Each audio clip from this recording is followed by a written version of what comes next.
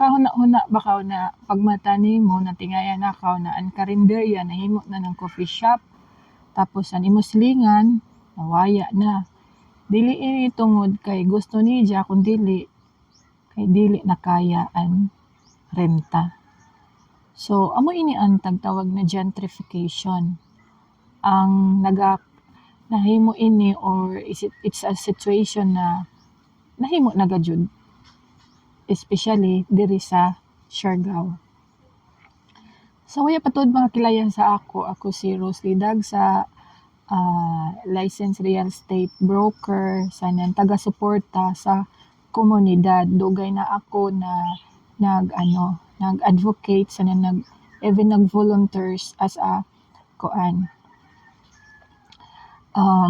volunteer leader diri sa komunidad na Siargao. Okay? So, unsa may nabantayan nato? Kasagaran sa ato nabantayan, dali ra karadyo mautro ang ato lugar. Bisan pa manggani ang tagbagyo na ta, grabe kapaspas sa panghitabo, and number of houses and also the establishment na times 2 times 3, di ba? Hamok na natindog ng mga bag-o ng mga building, tapos nusaka na sa pagkalit ang mga renta, ug daghan na sa mga turista na nagkari, influx of tourists sa mga bag-o na wayong, which is dili pa gani kita ready, no? So hinay-hinay ang nahitabuan mga lumadsab na mga tao na waya. So uno man ang gentrification amo ini ang bag-o na lugar. So ini siya gikan sa barato na mga kantidad ngadto sa mahal. So amo na ta ini kuman. So sa una mga barato ra kuman mahal na. Ug sa hamok mga post mahal na, puro mahal. Tungod ini na turismo development sa mga investor. Amura si janan kauswagan. Malipay ta na wow ka-booming na ang Siargao. Pero ang tinuod daghan ang nangawaya. Sa dili na kaya ng mga lumad or mga lokal and lifestyle saka taas na. So diri sa Siargao hamok na mga lokal ang naka-experience ini. Isa ba kamo sa naka-experience?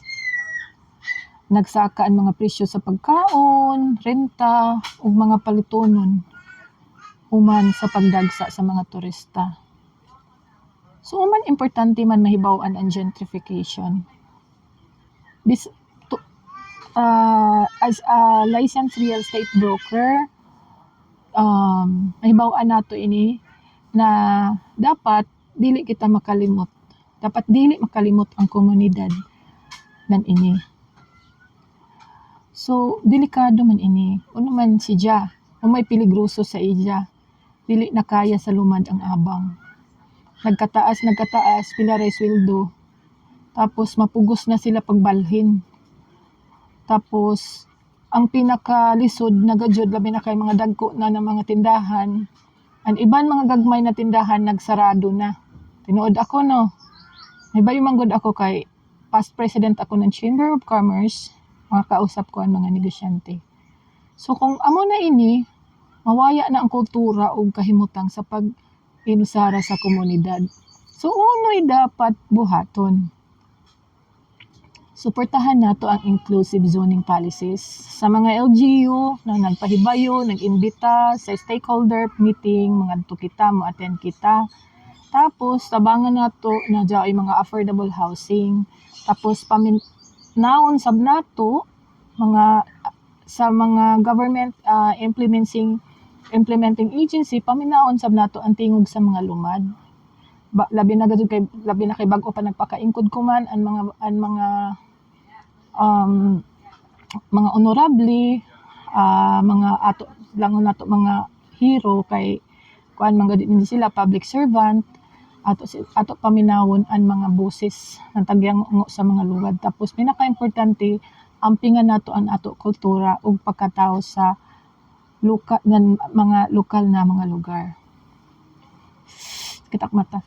Kaya ko tuyog. Dili lang ta magtukod og lugar nga nindot tan-awon.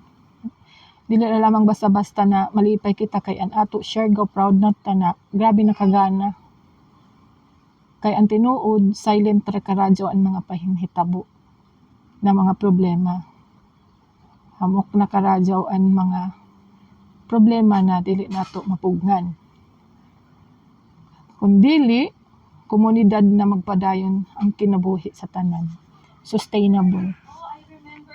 So, amuraan to, salamat karadyaw. Salamat sab sa ako classmate na naka-inspire ini na topic ng gentrification, broker.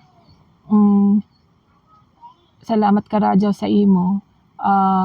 Ikaw gajud amoy nakakuanan ini. No? Renford, classmate Renford Alano, thank you so much. Bye.